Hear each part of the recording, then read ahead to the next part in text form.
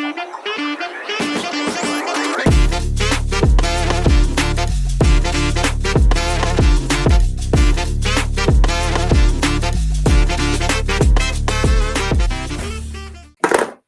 already hit the coaster. Brilliant. Hello everyone, my name is Tom and this is my show, Friday Night Gunners. Of course, this is the show where me and a guest talk about what has happened at the club over the past week, whilst also competing in challenges and quizzes. My guest this week he's always a good laugh, but interestingly, he's very good with numbers. Please welcome my good friend, Thom. Hey Tom, how are you? Thanks ever so much for having me on. Really looking forward to this one. And I'm a little bit nervous about the fact you're saying I'm good with numbers, because if I'm now not good with numbers tonight, it's not going to be a good look for me. But yeah, we'll see. No, looking forward to it. We're going to start off by talking about Nottingham Forest. We've just beaten them 3-0 in a great performance, great display. Our forward players looking sharp and on form. The new faces as well. Gyökeres getting his goal. Eze creating that goal. Talk to me about the game, your thoughts on it all, and for anyone wondering where you can see my reaction, this is going to be Dom's reaction. So if you're wondering where you can see mine, check out the Sunday sit down. Dom, what do you think of the game, mate? Well, firstly, I think you got a career in marketing, haven't you, with all these great names you got for your shows? I thought it was a good before, coming in, you sort of wondered, were Forest going to have a bit of a new manager bounce? I wasn't convinced they would, because I didn't think Ange was a sort of natural fit for the way Forest played. And I think, Arsenal took advantage of that. As you say, the sort of interaction between the sort of front three was a little bit difficult at times in the first half, but much better in the second. But the new faces are really starting to bed in well. Sometimes at Arsenal and at other clubs, you see them sort of struggle to bed in early, but Gyökeres getting the goal, Eze with the assist, Mosquera at the back looks like looks like a real find of 13 million when you come into play Saliba and you put in the performance he's had at Liverpool, and then again for us at the weekend, and again tonight, as we'll probably talk about. But he made a couple of crucial sort of interceptions at the back or interventions, I should say, and then you've got Zubimendi in midfield, as well as Madueke, all of them settling in really, really well. And Arsenal's depth now is really crucial. You look at it, the injuries they've got already, and yet they haven't missed a beat in that game. Yes, they lost at Liverpool, but I think Arteta would have been really, really happy with that. And it's 8 goals scored at home this season. Scoring goals against sides that last season, had we played them, we'd have struggled to break them down. And we've got a variety of different ways to do it now. And I think that bodes well. And I think from that point of view, everyone will be really happy. The bad moment in the game coming from Martin Odegaard, who falls on that shoulder, and he'll be disappointed. But again, you've got Wanyeri came in, and again, Arsenal didn't look to miss a beat, and that's what you want. And I think, that was kind of my takeaway from the game, where the new players really showing up and doing what you want and need them to do. The strength coming off the bench, and again, we saw that tonight. Or I should say tonight, as we're recording this, it won't be when it goes out, but as we played in Spain in the Champions League on Tuesday. As you mentioned, Champions League as well. Just gone to Bilbao, and we basically beat them like Tottenham did. Few scrappy goals. Does that mean we're European champions now? Winning at Bilbao. Let's talk about that now. You talked about Forest. As we are recording this, the game has just finished. It finished about an hour ago. So this is basically an instant reaction. I'm not going to give you my reaction because this is Dom's show. If you want to see my reaction, watch the Sunday sit down. Dom, what do you make of the game, mate? I think the most important thing from the game is you get the 3 points, right? You started in the Champions League away from home. Bilbao, probably the second hardest away game we've got in the fixtures. Arsenal, bit turgid in the first half, kind of similar to what we've seen in the away games at Old Trafford and Anfield. And I think it will be really interesting to see what Arsenal do away from home against, lesser opposition. I know United aren't great, but again, the first game of the season, same with, Athletic tonight, first Champions League game, they're never easy. But I was a little bit surprised by the sort of selection of Merino, Rice and Zubimendi. I thought it was an understandable decision at Liverpool because of, Liverpool's obviously attacking ability. They're a pragmatic side. A pragmatic approach, was what was sort of decided on, Arsenal looking to win it that way. Tonight, I think you probably didn't need the 3. Moreno would have been the one I'd have missed out of the side, even though he's played well recently. I'd have gone for Wanyeri's goal there. I can only assume he missed out because he's still a young lad who will have played basically 2 lots of 90 minutes in 3 days. But second half was much, much better. And I think Mikel Arteta will again be pleased because his game plan has come off. He's gone there, try and take the atmosphere out of the game, look to sort of stay in the game and then go and try and win it late by sort of going a little bit bold with the selections. Maybe Trossard only comes on because Gyökeres gets that sort of injury to the head, but Martinelli comes on and the two of them combine instantly. Martinelli getting a much needed goal, a confidence boost goal, and then the two of them combining again a bit later for the second. Whilst not inspirational, get the job done comfortably. And Mikel Arteta, as I say, will be pleased with the game plan, pleased with the 3 points, and Arsenal, start the Champions League campaign well. And we didn't score no set pieces either. No, we do both transitional goals.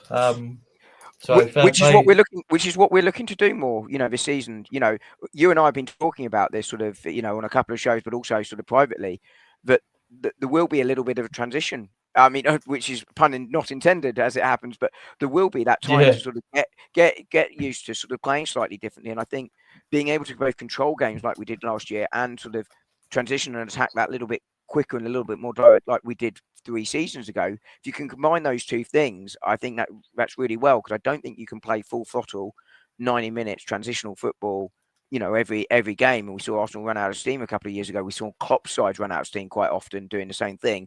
So being able to mix the two in, I think, bodes really, really well. But doing that transitional will take a bit of time, but it's starting to come. We saw it again, as we say with Forest, that, Gyökeres' goal 46 seconds in was just that. Everyone's saying it's a long ball by Calafiori. He's just hoofed it. It was a long ball, but he played that ball. Yeah. There's no way that was a hoof. No one around him. He was under no pressure to hoof the ball, so why would he? Arteta will be really pleased with that. Just quickly, by the way, McCoy's, sponsor me. Thank you. Oh dear. The bit I've been dreading. I've done well in your quizzes. I was just saying to myself on air, listening in, I've done well. Now I'm on camera. It's all going to go to pot. You watch. Can I have last week's ones? I did well on that. Well, Rory didn't. What an absolute joke. Yeah, that's what I fear tonight is going to happen to me. Thom, is question 1. Funny guy. That's not making the cut, is it? Thom, you've been watching this. You know how this works. But for anyone who hasn't seen this before, my guest here will have 60 seconds to answer as many Arsenal-related questions as possible. Thom, when your time is up, you will hear this noise. Your time will start in 3, 2, 1. Which club did Arsenal sign Declan Rice from? West Ham United. Correct. Who currently wears the shirt number 22 for Arsenal? Oh, blimey. It's not Moreno, but I can't think of anyone else, so I'll go Moreno. But it's not Neri. Yeah, Winner was my first thought as well, and I was bugger. Carry on. How many Premier League titles have Arsenal won? Premier League. 3. Correct. Who did Thierry Henry score his 100th Arsenal goal against? Oh, I don't know, but Spurs, just because that would be great. It's Birmingham City. Who scored the winning goal in the iconic 1979 FA Cup final against Manchester United? Correct. Which ground did Dennis Bergkamp score that flick and turn goal for Arsenal? Filbert Street. Oh, hang on. Do you know what? I'm going to give you 3.5 because that means you're above Josh as well. Yeah, in that case, I want 1.5. Wanyeri's the one that annoyed me. I knew it was Wanyeri. I thought Wanyeri and then I talked myself out of it in my head. But hey ho, it was good fun. This week's hot question. Another bit of marketing genius there. Does what it says on the tin. What I love about this is I just record my videos. I just pick up my phone, record it for about 3 minutes, and then put it up. No thought. Thom goes to extreme lengths, and I've got to hand it to him because he has sort of great names for every segment. He's nailing it. Oh, mate. The squad depth, as I mentioned earlier, because we've got a lot of players now, and that's important to know. I don't know how many exactly, but it's 23, 24 minimum. Over the last few years, we've had small squads, and that's how Arteta's designed them. And that's how he likes the squads. But since Berta's come in, we have brought in lots and lots of players, 8 to be exact. We've gone from having a very small squad with pretty much a lack of depth to a big squad with players that can go anywhere. Well, there are pros to this, obviously. We've got players everywhere when someone's not fit, like Saka, Saliba, Odegaard. We've not really missed them as much as we would have in the past few years. However, does squad congestion, I'm going to call it squad congestion, can this cause an issue, do you think?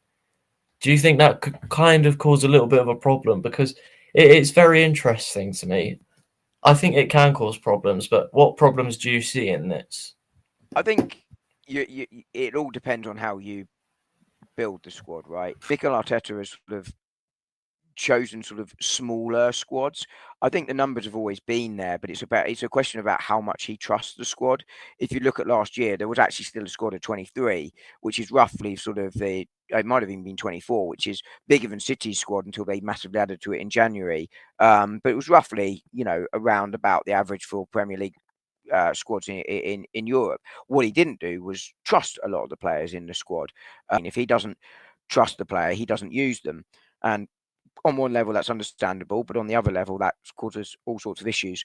But I think what he did learn from last year was that although the injury numbers were unusual, it was replicated across a lot of teams in the Premier League last year, which is why I thought you sort of saw an odd Premier League campaign. And I think the sort of thinking around Arsenal was that is probably going to be the future trend because of the amount of football that is played, and therefore you now need a bigger squad. I think it can cause issues because players will want to play. They will want to get enough minutes, and they will want to get the minutes they deserve. And you're going to have players like Saka and Saliba who are absolute top players who will expect to play most minutes in most games.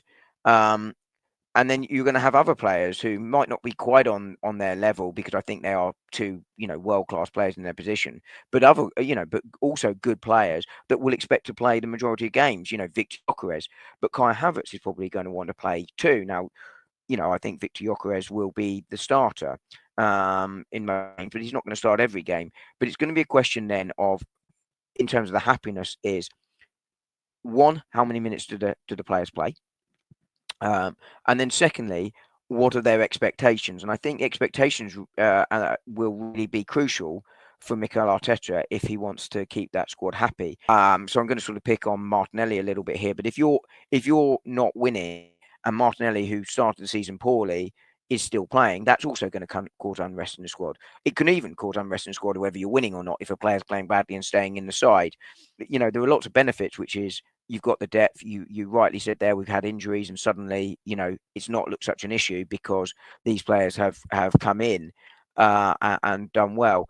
It also allows you lots of options off the bench to change it, as we saw tonight on the time of recording it, but on Tuesday night when you were watching this, the options off the bench to change the game.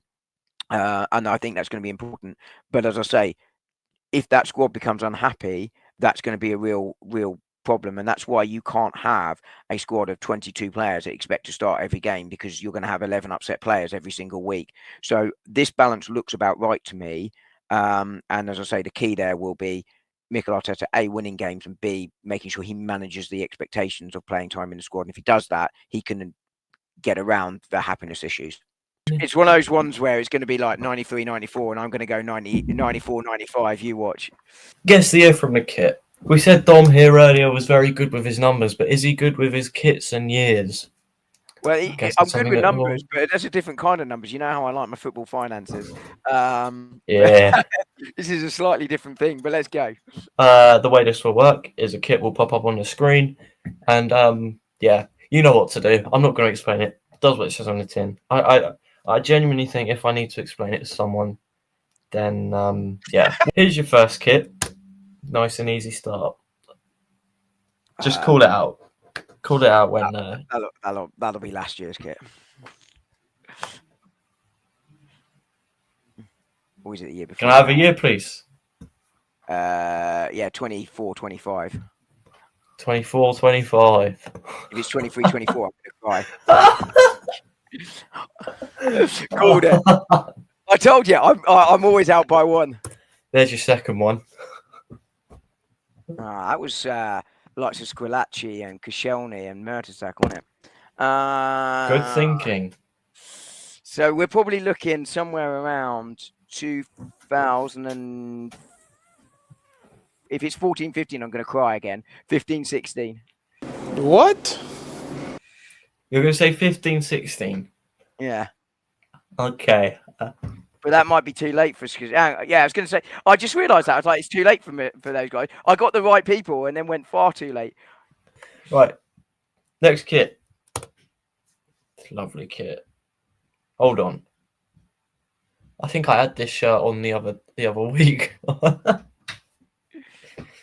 21-22. What is going on here? 21-22. Oh, no, it can't be that. I'm doing shit on this. I told you I would. I thought that was right a couple of years ago. Please tell me you're not doing this on purpose. Next kit. That's 3 down, 2 to go. Yeah, hopefully. I told you I would do on this.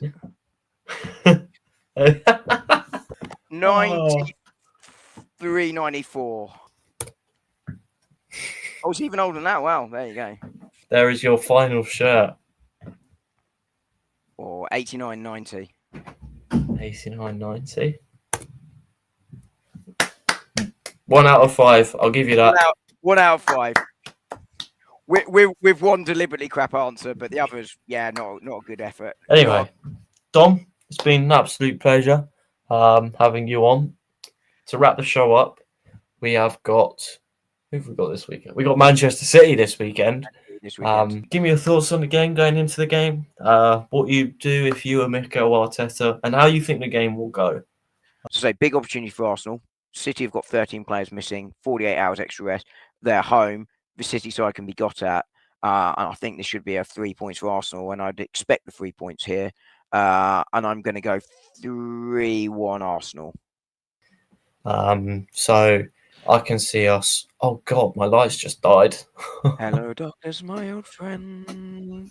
I have to do my prediction in the dark. I'm gonna say 2-0 to Arsenal. I'd like a clean sheet against Manchester City. Here's a question for you: does Mikel Arteta give Miles Lewis-Skelly his first start just for the Stay Humble celebration? No, I think it'd be silly to drop Calafiori and when he's in such good form. I agree. And we've got Port Vale afterwards. Lewis-Skelly gets his first start of the season against Port Vale. Yeah, for sure. I agree. Thank you very much for coming on. It's been an absolute pleasure. Find Dom in the description. Arsenal Domination on Twitter and YouTube. I will see you on Sunday for the Sunday sit down and potentially new content coming out during the week. However, no promises because I feel like I've said that every week. But anyway, see you later. Enjoy your weekends and hopefully Arsenal win.